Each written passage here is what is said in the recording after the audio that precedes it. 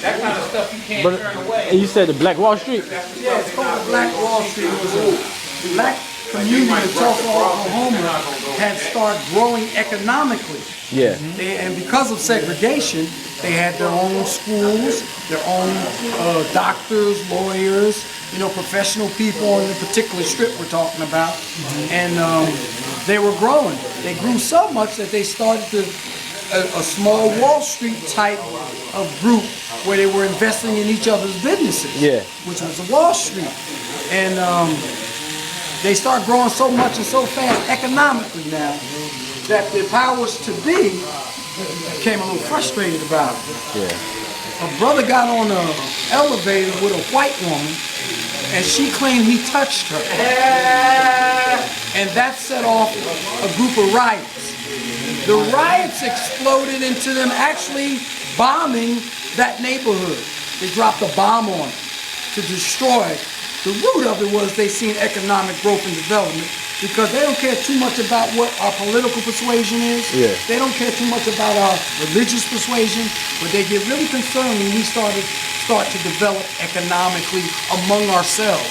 They want to control all the economics that come out of the black community. And even to today, right now, we are the #1 consumer in America. You turn the TV on, everything's geared to black people. McDonald's, I don't think they have white people in McDonald's commercials no more, do they? You understand what I'm saying? Because we're that consumer.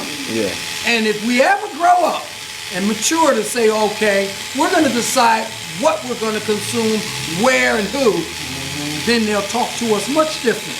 We won't be niggas then. We'll be, how you doing, sir? Yeah, right. So you're saying, all right, you're saying this Wall Street was way before the original Wall Street in New York. No.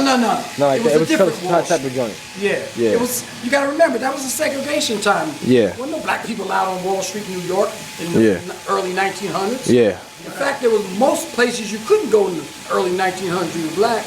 And any business we did was directly with one another. Right. Because they forbid us to do business. We couldn't go to the white restaurant. The brothers and sisters in Tulsa opened up nice restaurants, nice little hotel, couple rooms in it, nice. The doctors, black doctors didn't handle white patients back in the early 1900s. Only on a rare occasion. Rare occasion. So he had to make his money off black folks. The black dentist. Black doctor. So as that grew, they got a little frustrated that we were building our own reality. And I'll tell you the truth, that's what really happened across the board in America. Integration had nothing to do with them trying to be nice and let niggas use their restroom. It had to do with we were starting to build our own reality. And they would say, whoa. The Negro League all of a sudden was a party on Sunday. It wasn't just the baseball. There were picnics, people selling stuff. It was a big thing. So, well, that's a lot of money. Let's redirect that money to our economy because we were building a separate society. So that's what it was. And that's their greatest fear today is that we're ever going to wake up and say, you know what? We're not going to spend any more retail money unless it's with one another. Right. Because if I spend retail money with you, you're going to make more money. You're going to buy more cars. You're going to build a bigger house. You're going to pay for your kids to go to college. You're going to grow and develop. They don't want to see that happen. They want to still remain under their authority, the money, the cash. It's all about the money. That's why they love when we're arguing about religion. They love when we're arguing about politics. They love, okay, all right, they're all right. But the minute we start discussing money, we got a problem. All of a sudden they show up, oh, wait a minute. And that's what happened in Tulsa, Oklahoma. They show up and they try to buy it out. What they do on BET. Tear it down. What happened to BET? How much money they throw at it? I would have sold it. I mean, we would have started sold it too. Well, everybody would have sold it for $2 billion. But they didn't really, because I tell you the strange thing, TV is a good example. I had a Hispanic in the other day, and he was telling me he was getting ready to go try out to be a songwriter on one of the stations. And I said, yeah, you're a Hispanic guy. Y'all got about 10 or 15 stations now. They do. When we came up with Telemundo, that was it. But now they got at least 10 different stations. I said, we don't have none. All we got is Oprah Winfrey. Anything as long as we're not on their economic plane. There you go. Damn. There you go. All right. So once you understand the concept of being conscious when you spend your money. There it is. And that is the greatest. So as you can see, They don't want you to know where to spend that money. it's a harsh reality and a harsh oppression amongst some blacks still today. This is 2012. The time period they were talking about was around 1912, and it's 100 years later. Nothing's changed. So it's to the point to where it's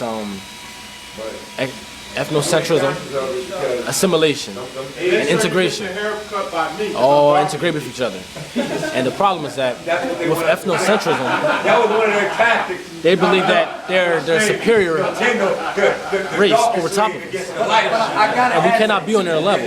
But with assimilation, as he said before, they will say hello sir to us if we can work with them while giving up our culture. Giving up our culture, we cannot be separate, but we have to assimilate to them. I gotta ask something too. You listen to what I'm saying? Listening to Okay. I gotta ask something to that. And so with integration, they try to get us to integrate, but only if we assimilate. Right, back to Brother Rob. What I gotta add to it is, it's not their problem anymore. Right. It's our problem. We have to get past self-hatred and learn to do business with one another. You know, Brother Rob, We have to understand that the Koreans' Pepsi is no different than the brothers' Pepsi. They get it from the same company. The other culture's ice is not colder than your ice.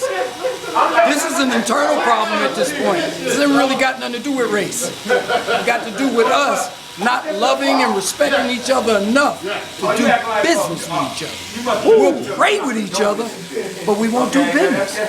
We'll be in the same church or mosque, and a brother might be a plumber or electrician, but we call everybody else to fix our stuff, but we pray with this guy every week and know he a plumber.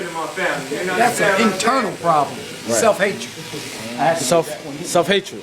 Brother Rob, Descendants of Slaves. That's right. And that's the truth, man. We the only ones do that. Yeah, that's true.